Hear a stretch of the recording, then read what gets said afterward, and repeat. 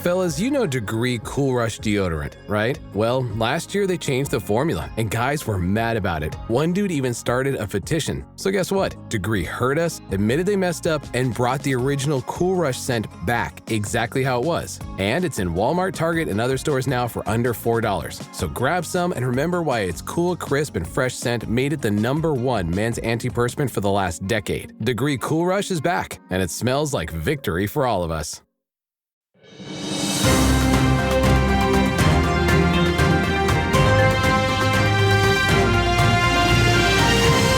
Breaking news. Here's a YouTube update. I'm Don McDonald. Hi. Wow. Thank you all for all of those notes. Wow. Oh, you guys are great. We got, dozens and dozens and dozens, and I lost count at about, somewhere around 75. So you guys are just terrific. You have sent tons and tons of notes, and they were very nice and very respectful. And they did my heart good. You said great things, and I really appreciate all of them. You don't need to send any more right now because apparently your notes had an impact. Because yesterday, late in the day, I received a note from the executive response team at Google Alphabet. One of those. It said Google, but I'm pretty sure it's Alphabet, the corporate parent. And they said they were going to look into this. Then, in the middle of the night, I received another note from YouTube support, and they said they were looking into it. And throughout the day, they've been asking me for more information and particulars on that and particulars on this. And so we've been going back and forth, and they told me that they will find a way to resolve this. Now, they haven't said that they made a mistake yet because, well, corporations like this don't ever want to admit they made a mistake, but you all know they made a mistake. So even if we just get reinstated, it'll be a victory. I'd like an apology personally, but reinstatement, that'll be fine. Now we can get our little YouTube channel up and running, and I was planning something new, different, better. We were going to have a lot of great stuff on this YouTube channel before we got cut down in our prime. So thank you again. You don't have to write anymore. I appreciate all the notes you sent out and all the tremendous support. And now we begin our regularly scheduled podcast.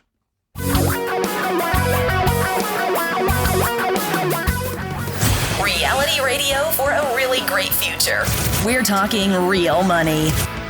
Hey there, welcome to the show and the podcast. I'm Don McDonald. We are here to discuss money and how you deal with your money and how everybody else deals with their money and how you can deal with it better and all the stuff you can do and the questions you have. And boy, do you have questions. Please, we encourage you to call us at 855-935-TALK, 855-935-8255. Call us there during the show or anytime. I got to tell you, during the break, I got a note. I have an account at 23andMe. You know, that's the DNA testing thing. Ah, that's right. Yeah, I'm Tom, by the way, just so we know. Oh yeah, I'm Don. That's Tom. It's so funny. I got a. What happened? They found the horse thief in the background. No, they find your DNA relatives.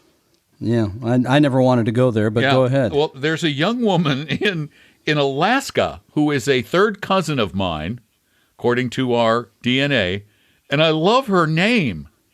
It's Dark Summer Dye.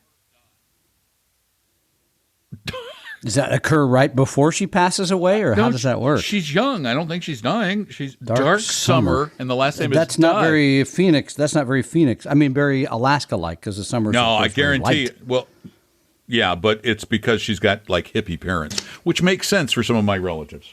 So, anyway, I got a picture right here in this room where one of my relatives stood on stage right next to Eleanor Roosevelt. So there you go. How about that? Really?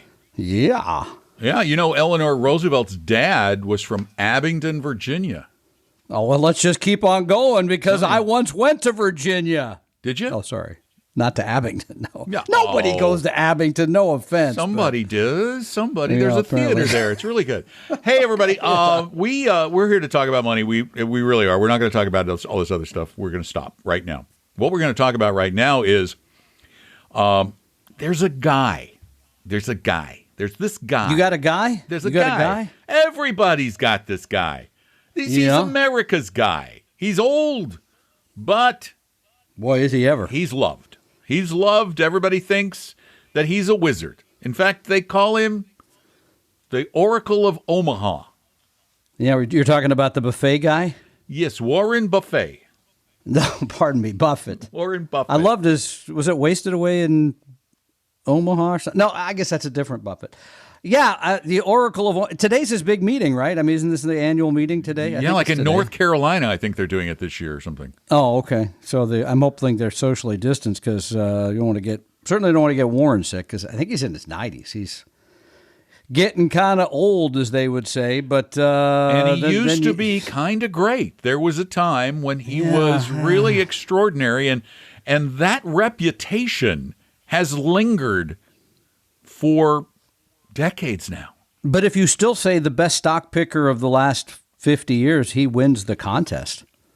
Last 50 years. Now, what people ignore is the fact that it's been more than stock picking. It's been running companies. He's not just picking them, owning the shares. He gets to come in and say, hey, don't sell books anymore, Amazon. Let's get into the cloud business. A lot of money to be made. I mean, he gets in.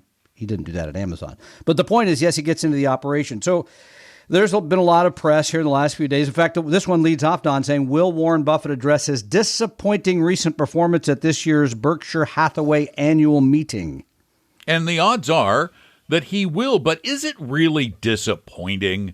It really isn't. The fact of the matter is he had his early years were extraordinary, and you hit on one of the reasons. I mean, one of the things he did is he took this little government employee insurance company, which if you actually take take government, employee, insurance, and and run them together into a word, and what do you get?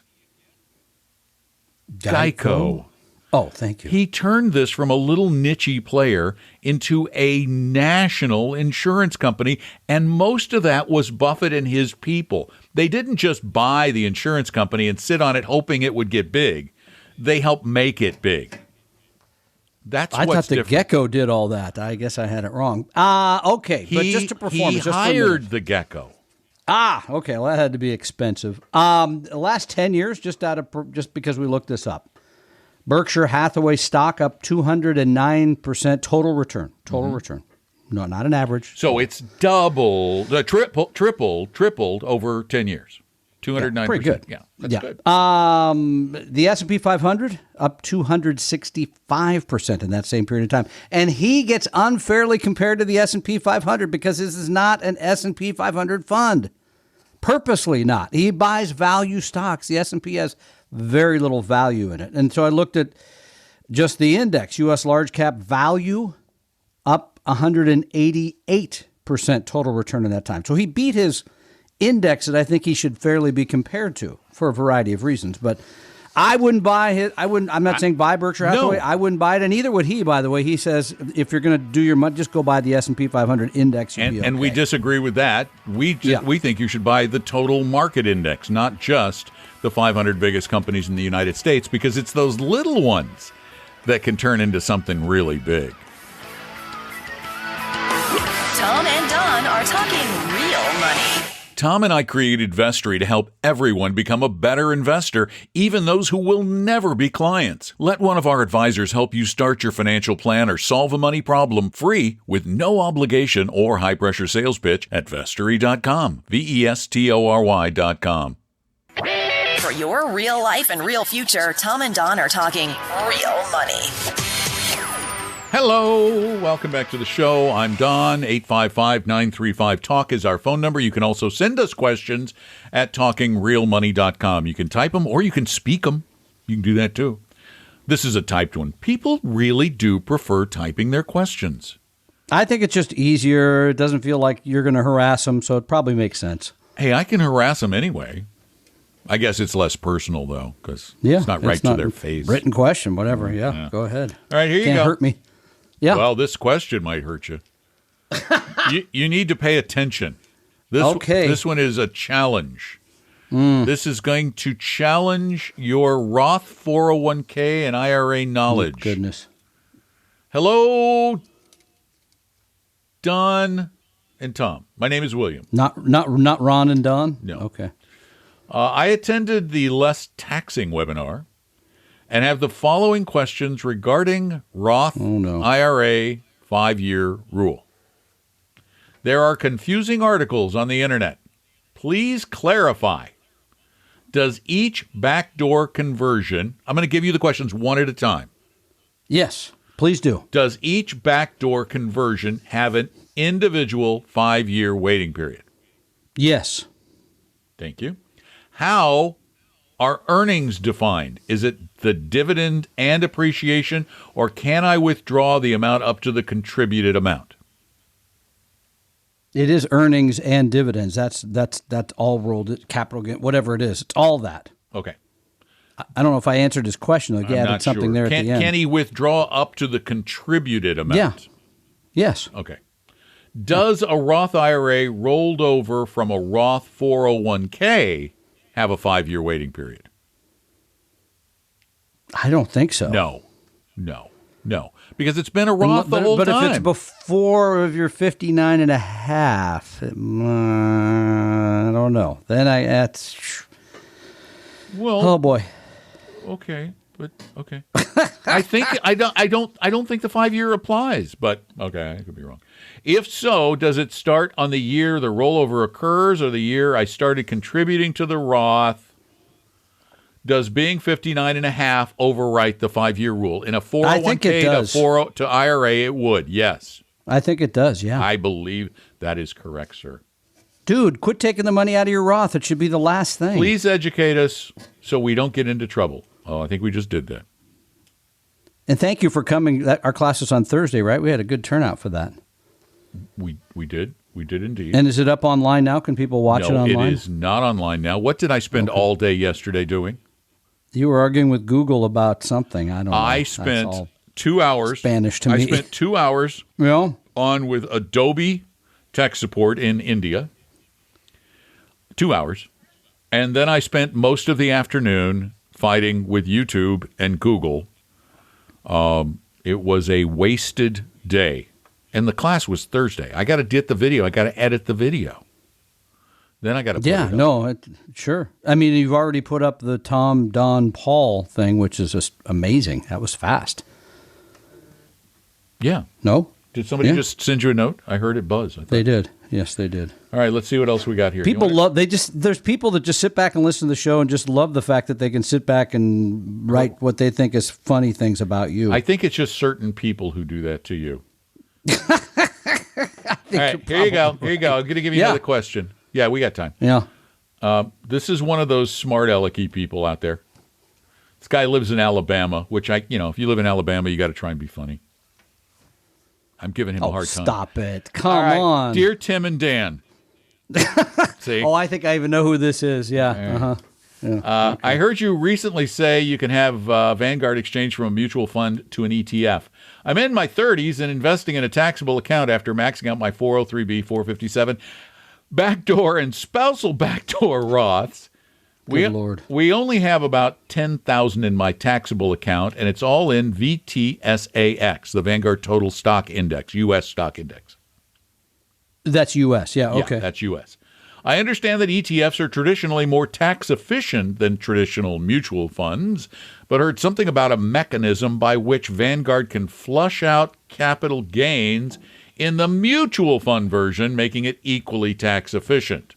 I think he's referring to a tax-managed version of the fund. Yeah, I mean, they don't eliminate them entirely, by the way. They're more tax efficient. Okay, so he says, as you recently... Is there a question here? It's coming. Oh, I mean, I just got an estimate from Zillow. I think I'm retiring. I just got the number for my house. They just sent you that? They just emailed it to me. I'm just looking at it right here. I think it's it. It's Tom, over. Sell it's your a pleasure. Account now. I think I'm going to. As you recently discussed the ability to switch from mutual fund to ETF without tax consequences, I figured this was worth discussing, especially considering I have a long investing timeline. For what it's worth, you're funny, dude. For what it's worth, I have a deep, velvety voice. and my shirt size is large. Oh, wait, that's Stacking Benjamins. Either way, thanks, Ted and Dom. I would really love a shirt. Yeah. Thanks, love the show. Ah, you like a shirt. Actually, I have. Like, does he say what kind of shirt? I have some old Don McDonald Show shirts from, I don't think I have any vestry shirts around anymore. What are those, 20 plus years ago? Don't put them on. You'll feel bad about yourself. Oh, no, they're all sizes. I had them for giveaways back in the day. Oh, okay. Along with the Don McDonald Show mugs. The mugs I've got the mug right there on my desk. I love the mugs. The mugs are the best. We only have, I just looked, we only have like 8 mugs left. That's it in the whole world. So the question is, can you easily move from the mutual fund to the exchange traded fund? Yes. That's a fund. That's a company by company thing. But I mentioned the dimensional thing because they're doing it automatically. But if it's the exact same product, Vanguard does do it. They do it. So with no taxes? With no taxes. If you go from the Vanguard Total Stock Index to the Vanguard Total Stock Index ETF, same exact fund, you can move. Okay. Same portfolio. Good to know. So there you go. Would I do it? Yes. I think I would do it in a taxable account without even thinking about it because it's going to be cheaper and more tax efficient. Yep. And you're not getting a shirt, dude, particularly for all the smart alecky comments. Come on. Oh, that guy's not getting one. Deep velvety voice. Come on. Let's talk deep velvety. Don't take on... What's your thing? Hair lip or whatever your lip reading? No, lip reading. Lip reading. Lip okay, reading. I forgot what it's hair lip. Sorry. It's a podcast with short stories. It's very popular. Reading. I know. It's actually very popular. It's almost as popular as Talking Real Money. There you go. So there you go. In fact, my next story, I'm going to record it. I think after the show, maybe tomorrow. I found an Ernest Hemingway story that is now in the public domain. Which is about? I think it's called Oh, that's Indian all right. Let's Village stay to the money. Something. Well, no, we're out of time for this segment. So. Oh, okay. It was a good story. It was an interesting story. So I'm going to read it. Anyway, give us a call, 855-935-TALK. We'll talk about your money issues, or, if you really want to, you can send them in at talkingrealmoney.com. But we kind of like it when you call during the show because it's more fun to talk directly with you. So call. Tom and Don are talking real money. Want a free copy of my book, Financial Physics? Well, go download it right now at vestory.com, vestory.com. Your guides to a really great financial future. Tom and Don are talking real money. And lines remain stubbornly open at 855-935-TALK. Don't do it again. We were there for you in the sun. Yeah. Be there for us in the rain. Again, it's the bad writing staff. They just keep recycling. Okay, if we're going to talk about something, can we talk about the $43 hamburger? Okay. Did you find the number? Tom told me this story earlier. I'd have to go get the receipt. I just can't believe. Okay. You got to believe Tell the story. True. That's why. Yeah, go ahead. I don't do a lot of, I guess not very much at all, period, DoorDash kind of stuff. I just think I do DoorDash all the time. I have to, I just never do it. So, well, you already know I cook probably at least 5 nights a week anyway. So there really isn't much dining out. But, so my daughter was here the other night and I was tired and didn't want to cook. I know the feeling. So I said, just whatever you want to get's fine. I had some leftovers, which I was going to have. So she said, oh, okay, I'll get a hamburger. Can I say where it's from? Yeah, you can say Five Guys. It's Five Guys, which I think is a good franchise, by the way. I think they're good. Their product is good. So she ordered a Five Guys burger, a order of fries, and a milkshake, and to have it delivered. Yeah. And she got it. I got a bite out of it. It wasn't bad. I think the dog ended up with a little bit because she couldn't eat the whole thing. But at the end of the day, I looked at the receipt afterwards, $43. Now, that included service charge, another service charge. She did give him a $5 tip, which I said, wow, did you go ahead and just do that? Yeah, I thought that was nice. Okay. Easy to spend other people's money. I just couldn't believe that. $43 for All right, hold on. A hamburger. Hold on. Now, I'm a member of DoorDash, so I get a deal. So let's say what did she order? Does that mean you own their stock or something? She ordered a hamburger. Yeah. Just a hamburger? It had two patties. It had two Yeah, patties two on patties. it. I don't know. That's right. Okay. We're gonna just. And then I think it was a small fry. Oh, yeah, they're small Or fries. regular, whatever. Yeah, they're Small flies. Not very And then a milkshake. That's a it. little fry. Hold on, I'm putting a little fry in my order. I was thinking for that charge, they should probably chew it for you first or something. Milkshake. You know. Oh my gosh, their milkshakes are not cheap. Yeah. Anyway. All right, hold on. I'm just going to see what my See, I think you got robbed somehow. Because I just put an order in. I'm going to get to that. I just put an order in, and it was the food, exact same order, $20.85. Yeah, then they put all these like 19 charges on it. Then it's a delivery fee of $3.99, which I don't pay because I'm a member. That sounds about right. Yeah. And then another Then there's some service charge on top. $4.69 in fees and estimated tax. So that brings there was another charge on top of the delivery thing plus taxes plus the tip. 25, 26, 27, I think it was that's $30. Yeah. 30 round 30. Do you have sales tax there? Do you have sales tax there? 7%. Yeah, ours is 10. So there's a little more. But there was another on top of just the regular service charge and delivery. There was some other charge. Oh, well. Maybe it has to do with, I think it said search. I don't know. I wish I could. Oh, it may be that you were far away from the Five Guys and they had a distance. It's I don't know. like 10 minutes away. Anyway, I got confirmed my lack of interest in all of that. If I put this order in right now, it would be high. It would be with a tip, a $5 tip, $28 for me. But not for a hamburger. For a hamburger. It is pretty. You can drive up the street and get one.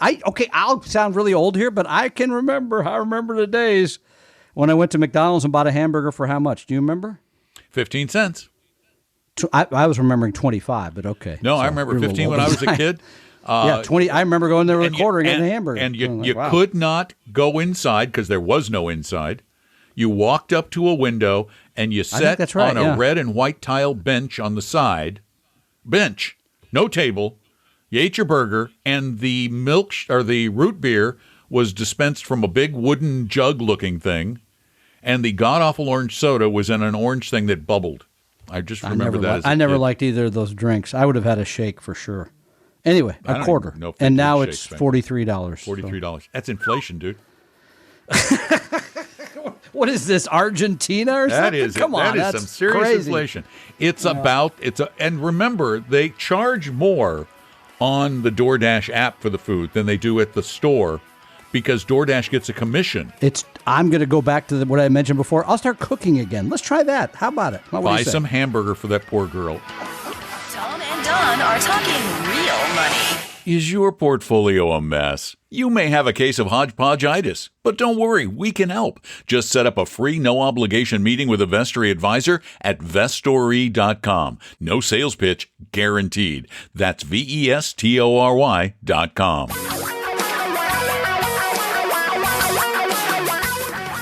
Reality radio for a really great future.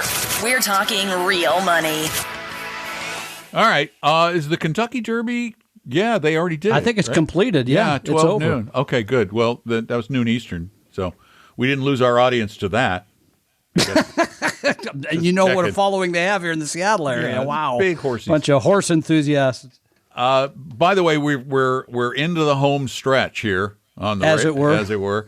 And this is usually the part of the show where we get the most calls. So give us a call now at 855-935-TALK. And Carl, it's your turn. Welcome to the show. Hey, Carl. Hey, guys. Hey, good afternoon. Thanks for taking my call. My wife and I are in our mid-40s. We're both professionals. We make about $400,000 between the two of us, and we've got about $2.2 million in our retirement plan so far. We plan on working another, say, 10 to 15 years.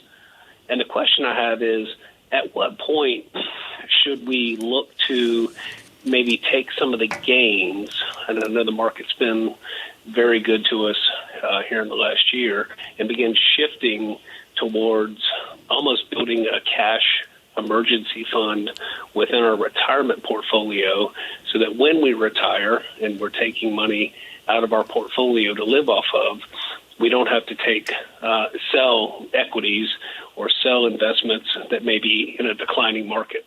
Well, first, let me congratulate you on being able to actually barely live in Seattle on that salary. I'm sure you're glad that you can make it now. Good job. I tell you, you've got to have the right portfolio for you now. I think you may be overthinking this. Yeah, and what I think, because you're saying, should I what I'm hearing is, should I have a certain amount in cash so when I draw from this portfolio at some point? If that's still 10 to 15 years down the road, no. And by the way, the part that I would have for the safe draw would be the bonds, not cash per se. The portfolio needs to be structured, though, for you today, based on because you're mentioning the market going down. That is one thing we guarantee it will do someday. It will go down, and there is nothing you can do in anticipation of such an event other than build the portfolio so that it's comfortable when that happens. And you could do that easily, get an idea of what your risk tolerance is by getting the risk quiz, which is free at Talking Real Money or at Vestory.com. I don't know that we answered your question, but what Don's trying to say is something that I try to say often. Your portfolio should be about you, not about the market. That's what I would put it. And the fact that you still have 10 to 15 more years of work, that should be more about your risk tolerance, since you've been good savers too, and you've been great how much savers. you're going to need at age 60, just for sake of argument. Does that help?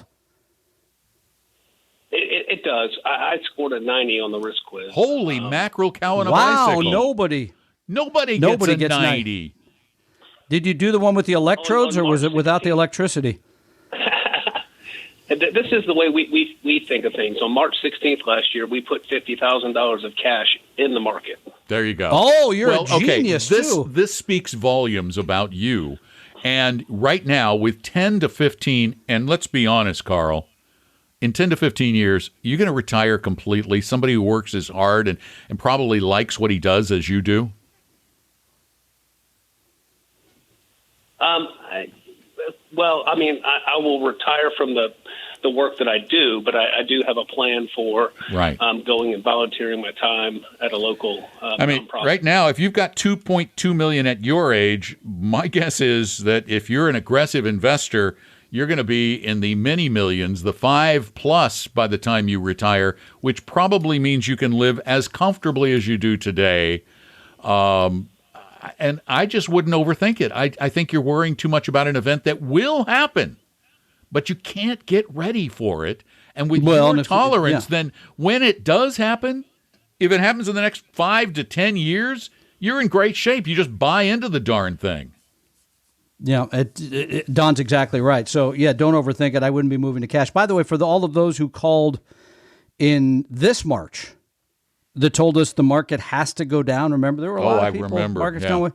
Do you know what the market did in April, by the way? It went up. The S&P 500 made over 5%. The NASDAQ up over 5%. The long-hated Dow Jones Industrial Average up almost 3%. Global portfolio? Yeah, how much? Up over 6%. How much over the years since then? 17.6% year to date. Wow. It's a reason not to time markets, because you just don't know what is coming next. Truly, you do not. You can't. So you really can't plan for it other than to have that built into your plan, your ability to tolerate the downturn. 855-935-TALK. Tom and Don are talking real money. Set your course for a great future with a free copy of our 60-page Better Retirement Guidebook at Vestory.com, Vestory.com. Oh, good. They haven't run the race yet. You were afraid you're going to miss it? Find out who won. It was like it doesn't run till 4 o'clock our time, so that's still quite a while. Wow, that's late out here. You can get your mint tulips and pour a few of those down there and be all ready for it, sir. I do not have a single making for a mint julep, sir. Mint julep. 855-935-TALK. I must be from the north, I guess. Yeah, northwest. You couldn't be farther from mint juleps. Mint tulip. Yeah. Sorry. You know his days are numbered. You know they are. I can't do the game, and I'm drinking mint tulips. That doesn't sound good, I got to say. Too much. I can't take it anymore. I can't. And you are right to say that, by the way. You are, because we have spent a lot of time together this week, and it probably is unfair to your overall mental health. I got to say it right now. Even Paul Merriman is saying that 30 minutes with Tom was just too much.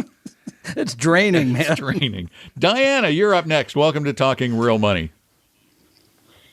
Hi, you guys. Hi. I didn't Google because it seems like you guys needed a phone call. Thank so you. maybe this is Google worth, but I'd rather talk to you and maybe spare us some of these jokes. I'm just kidding. All right. Tom, Thank you, Diana. Tom, she hates your jokes. No, she doesn't like your jokes. No, she said she basically was referring to your jokes. Okay, I can take that. I got big enough shoulders for that one. So I Go have right ahead. A couple of easy questions for you. Oh, good. The first one, I have both traditional and Roth IRAs. I don't have any taxable indexed funds. And I was wondering if that means I don't need to change to ETFs, or should I change my traditional to ETFs because I won't probably retire for 2 years, but Do you want to answer that? The only Smarty reason, Pants? the only reason you'd want to change that would be the cost would be lower. Yeah, I wouldn't change it. I So don't in see your any traditional IRA, if you, I'm in if, well, Vanguard if it, anyway. yeah, but if you're at Vanguard, the fund is 25 basis points, and you go to the ETFs half that, well then sure, why not? Yeah, I guess. But I mean, there's okay. no abiding need. It is less expensive, but there's no tax advantage to it. There's that. Okay, but I mean, I would look at the relative cost just to see. Why not? Take a look. Okay. And then my other question is I just rebalanced after 3 years, and I always procrastinate because it takes over a couple hours for me to do. And I just put all my formulas in an Excel sheet. And I was wondering if you guys knew if there's an online tool, that I can use that would make that easier for me. An online tool. rebalancing. The only online tool I know about is a guy called Don. He's my online Okay, tool. see, But that was the kind of bad joke Diana was talking about. sorry, it was too easy. That was just too easy. Wow, there must be. I'm just trying to think of where I've ever. That's like you can plug everything in and say, "What do you got?" I don't know of one, but I don't either, and I should. Trying to but I'm see. telling Yeah, I should too. I will continue to look. But if you have it in a spreadsheet, it should be pretty easy, right? Yeah, I can't think of anything. I mean, I know we have a service that does it, but it's a very expensive service that monitors all it's our called accounts. Managing the money. No, I it's can't not think. very expensive, more can't than think- zero. Well, no, I'm talking about TRX. You got me. TRX. Oh, yeah. If you went out and bought your own TRX, yes, that would be very expensive. Yeah. But if you put it all in the spreadsheet and you say this fund should have this percentage to start, et cetera, you can see the deviations. I'm trying to make sure I'm understanding what your need is in terms of the rebalancing. She's just trying to make it easier. Afterwards, so I have a column with my percentages. I have Yep. a column with the deviations. But then what happens? Like, let's say out of one fund, I have to take 8,000 out of it, but then I have to separate that because another fund doesn't need 8,000; it only needs 500, and another fund needs 3,000. And I've got like 10 funds I'm playing with, so it's like I'm playing with that afterwards of how to allocate that figure When you to the other funds. Do you know what I'm saying? Yeah, so when you have to sell one, where the other money moves to is that I can see how that would be complicated. Yes, but no, I don't. Yeah, mm-hmm. Getting the figures Yeah, is easy, and then having to play with the allocation. Then I have to. Okay, I have 8,000 here. I have to put 500 there, and 3,000 there, and 5,000 there.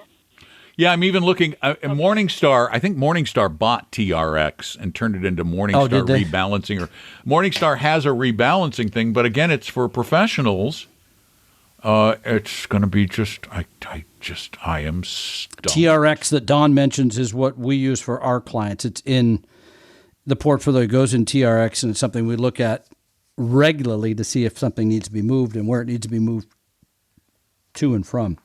I don't know of any sort of online. That is a very rebalancing tool of some kind. I bet somebody will call us if there is one, because I've never seen one. I've only looked for us, never for individuals. I feel badly that I haven't. But you had to suffer through all those bad jokes and you didn't even get an answer. This is horrible. What an awful day for you. So, because of all, well, in that case, give me a mug and a T-shirt from. Oh, actually, they're not T-shirts; they're polo shirts. You're not going to want one. And they were you're right, embroidered back in the 1980s 80s or 90s, early 90s, so they're probably getting ready to fall apart. Who knows? That's probably good. But thank you for calling. We appreciate it. I tell you what, though, if you call me next week, I'll get you one of Don's mugs. I think we still have some around the office. Do you have some of the mugs? If you not, call me next week at the office, I'll get you one. Do we still have vestry mugs? Oh yeah, definitely we have vestry. How about mugs. a vestry they're not water as bottle? Cool, though. We have those as well. We need them to drain the water from the office. We've been using that to scoop up the water in the hallways. Flooded so office. It's been very helpful. Yeah. We actually had a flooded office. We didn't talk about that. No, the office has been flooded now for what, a week? Yeah. Well, I mean, the water is gone, but the damage lives on. It's a question of how long we're going to be out of the place. It's very bizarre. Are they going to have to do any I came in Monday morning repair? at 5:30 a.m., and there was about 1.5 inches of water in most of the hallways. I told you, Very strange. Indoor pools don't work that well unless you dig into the ground. Oh, I see. Just putting it on top. So I don't think they still know. They were trying to dry out, make sure all of the drywall was dry. That's what I worried. And they about, were drying it all out at the end of the week. So they had some little plug things into all the dry. It looked freaky. They're very weird looking. Moisture sensors. Yeah, whatever it was. So who knows? Yeah. Anyway, but if you call me, I'll get you one of Don's mugs. I'll get you one of Don's handsome mugs. There you go. How's that? Is that better? No? Okay. Yeah. It was pandering, but it's okay. If I'm pandering to you, then it's fine. It's the rest of the world I get in trouble for. You were pandering to a little bit of everybody, I think. All right. So did you decide on the refereeing? Are you going or not? I don't know. I'm not going to go. You know, I think you're just going to sit at home. I know. It's watch sad. a movie. It's sad. It's horrible. Your family's not By even myself. there. I know. I could do anything I like right now. I have a meeting at 2:00, but after that, any single thing. I'll probably move a little more gravel, go get something to eat, hang out with my dog. How's that sound? Oh, that's good. The dogs love that. Yeah. The dog will be very happy. And please take a moment to listen to Friday's podcast, on the Talking Real Money podcast on your favorite podcast service, or you can go to talkingrealmoney.com and watch the video, and then let me know what we did to make YouTube mad, because I can't figure it out.